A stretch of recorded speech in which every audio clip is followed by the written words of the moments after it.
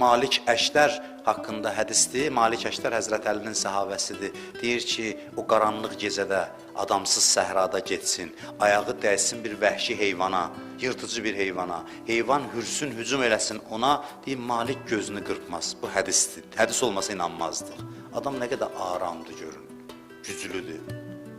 Və həmin Malikdir ki, o qədər gücü ola, keçir küçədən, görür ki, bir nəfər ona meyvə qurusunu atır ona, ələ salmaq üçün. O da gedir. Yandakılar deyir ki, sən bildin bu kimdir? Bu Əlinin sərkərdəsidir, Malikdir. Sən bunu belə ələ saldın, vay evi yıxacaq, yəqin indi tələsirdi, gəlib başı oynasacaq. Bu da əl ayağı əsə-əsə gedir ki, gedim üzr istəyim, məni öldürəcək bu. Gedir, soruşur, deyirlər ki, valla deyəsən məscidə getdi. Düşür, gəlir, görür ki, məsciddədir, görür, namaz qılır.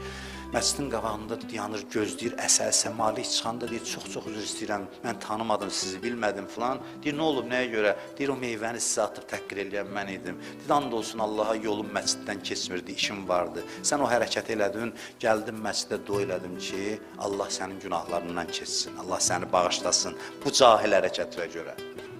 Bu İslamın təlimidir, İslamın təqdim elədiyi insan nümunəsidir.